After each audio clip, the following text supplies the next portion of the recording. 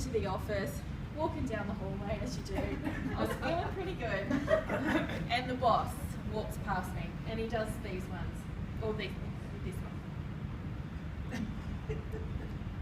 And as soon as he did that, I knew in that very, very moment that I had dressed really badly. Really badly. I was 22, didn't know much better, and the next thing I heard was a little bit of shouting in the general manager's office. Oh. Yeah. So the managing director was in there having a bit of a discussion that got quite heated with the general manager, and then I got called into his office.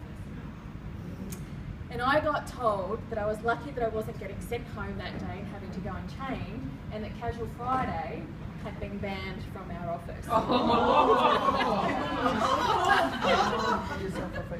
was a little bit embarrassed, and there was a couple of girls in the office that weren't too impressed with me. But I learned a really, really valuable lesson on 2 counts.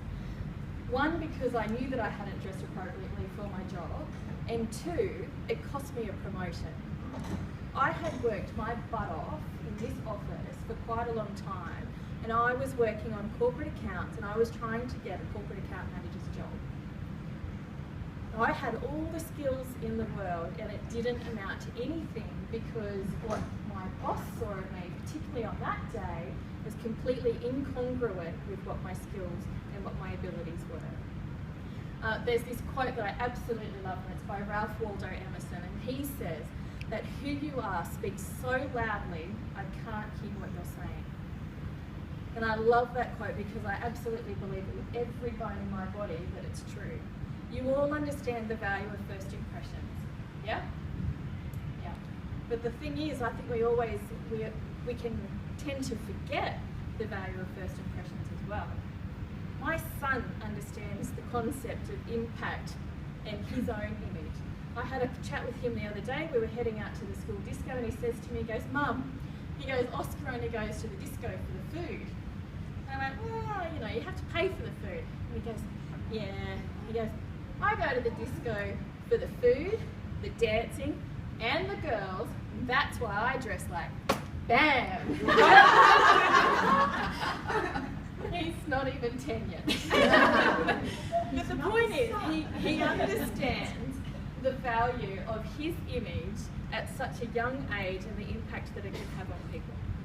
So I want to try and give you some tips tonight if I can. So where I come from in terms of personal branding is purely, or mostly about image. I look at the vocal, the visual and the verbal. The vocal in terms of how you sound, the visual, obviously the non-verbal communication, so what you look like, how you dress, even your non-verbal, your body language, yeah? And then the visual, verbal, vocal, I always get them confused, but then the words that come out of your mouth, yeah? And all of those have to be congruent. And as business owners or people that are trying to get promotions in your career, you have to send a consistent message, yep? So my 3 tips. First, understand what your personal brand is. Yep. If you understand what your brand attributes are as a business owner or as a person that's looking for a career advancement, it can make the world of difference to you. I spent quite a lot of time developing my own personal brand and understanding what my own brand attributes are, and I believe that I live those on a daily basis. My brand attributes, I'm happy to share them with you. You can tell me if you think they're wrong or incongruent because the feedback is always good. But my brand attributes are bright, bold, fun, and strong. They're my brand attributes. Now they might mean different things to me as to what they mean to you, but I feel very connected to those, and I believe that I live them on a day-to-day basis. So they're authentic to me and my personality. So I would encourage you to go away and think about what is it that you bring to the table, what is it that you offer people, and how can they get a sense of that immediately. But make sure that they're true to who you are. Because if they're not true to who you are, quite frankly, it all falls to shit. Yeah, that's my boldness coming out. Okay, so the second part. So because I come from an image point of view, understanding your body shape and the colours that work for you are really, really key or important things in terms of how you express your brand outwardly. There's huge amounts of research on the impact of colour and colour psychology and how you can communicate with people just by using colour. I love colour, I used to pride myself in saying I don't own black, and unfortunately I've gone and bought a pair of black pants recently, so I can't claim that anymore. But colour is, it's just powerful, and I know that there are a few people in black today, but that's so boring. It's such a boring colour, and you can do so much with colour. Contrast levels, you can project authority, you can fade into the background if you've got a lower contrast. You know, it sends a huge message, or huge messages to different people. If you're working with children, my son hates it when I wear red. I walk out in my red dress, my red shoes, and he'll look at me and he goes, "Oh no." I go, "What?" And he goes, "You've got red on." And I go, "It's okay." And he goes, "Nah, we're going to fight." Because red for children is quite a masculine colour. Yeah, it's very strong and it pushes them away from you as opposed to drawing them towards you.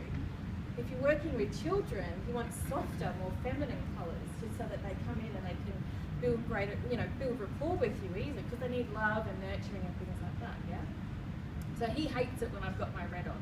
But I know that when I've got my red on, it's because I'm feeling like a dog's breakfast and I need a really good energy kick, especially if I'm presenting. Yeah? This is orange, so I'm not feeling like that today. So understanding what colours work for you, and it's all based on your skin tone, as Ros would know. You'll either have warm undertones in your skin or you'll have cool undertones in your skin. And understanding which colours complement that undertone can make a world of difference to how people see you, how healthy you look, and then obviously there's the branding side as well, so you can communicate different messages with that. Your body shape, we're not all the same. Look around the room.